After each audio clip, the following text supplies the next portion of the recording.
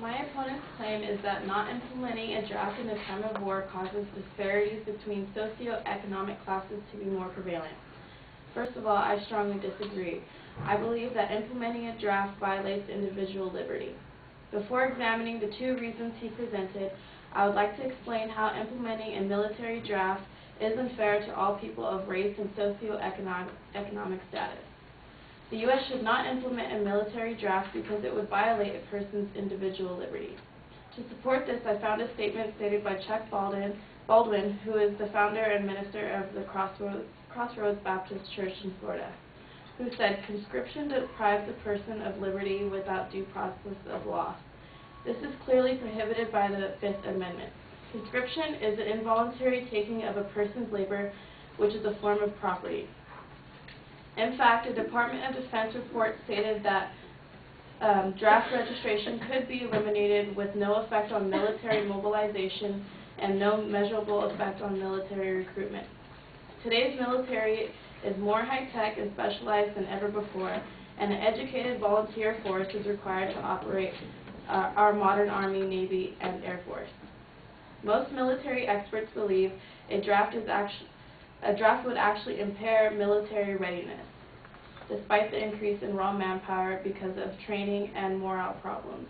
Reinstating a military draft would be detrimental to U.S. long-term interests, violative of individual liberties protected by the Constitution, and inconsistent with the values underlying a free society as expressed in the Declaration of Independence. The first supporting claim my opponent made was that in a time of war, statistics show that more enlisted servicemen come from a lower socioeconomic class than those who do not enlist. This statement is true, although today's military attracts mostly the offspring of families from rural areas, small towns, lower-income city ghettos, who seek educational job opportunities not available to them otherwise.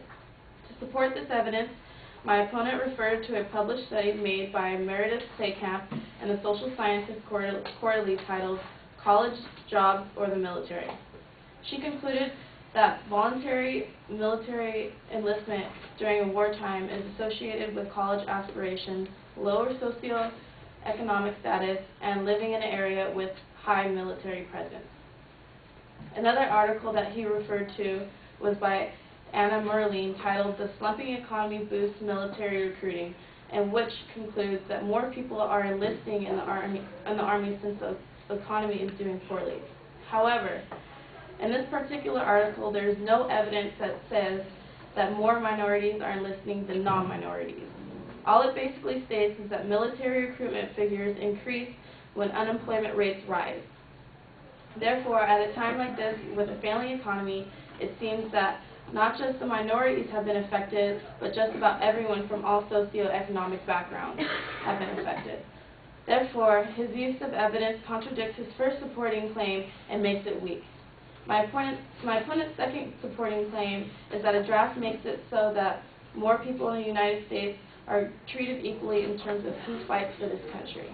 Yes, a draft may make military recruitment more equal, but military conscription is better suited for a totalitarian government than a free society.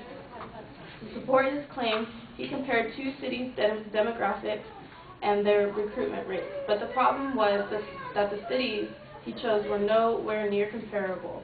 Beverly Hills and Marietta may be the same in size, but nowhere near similar in socioeconomic class, political ideologies, and racial comparisons.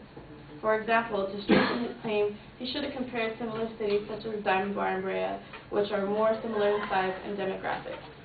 He claimed that since there's a harsh reality for the need of money in lower socioeconomic peoples, they are more likely to enlist in the military.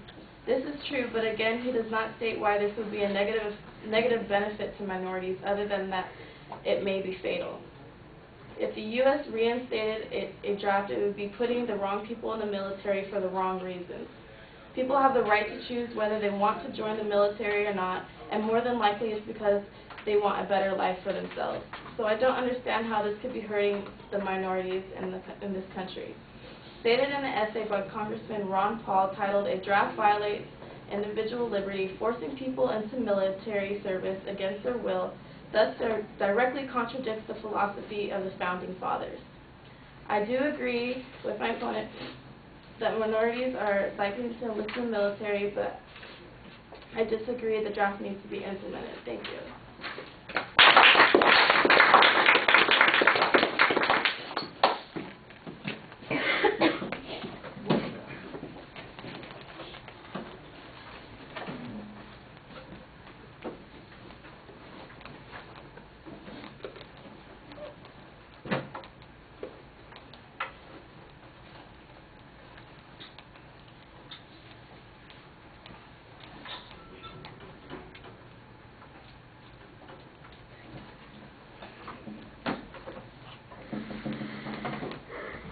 All right, Jazmine, I thought that you labeled the advocate's points pretty clearly, and then you basically take a counterclaim before you get into the secondary points and develop it. I thought you did a good job developing a philosophy on this particular point and why you think that it's competitive, and then you had some good evidence about why there's an absence of need for conscription, in addition to conscription being something that we should be objecting to on constitutional or ethical grounds, that there's a good argument developed that says conscription really is counterproductive for the nature of the military that we have now, which should come in useful for you later on when you're applying it to some of the other arguments. I think that that's an interesting strategy. It's a good counterclaim. It applies directly to the advocate's main proposition, and it deals with issues that the advocate didn't talk about. So I think that gives you kind of a boost up in your argument. The signposting on the first and second points that you respond to is pretty clear.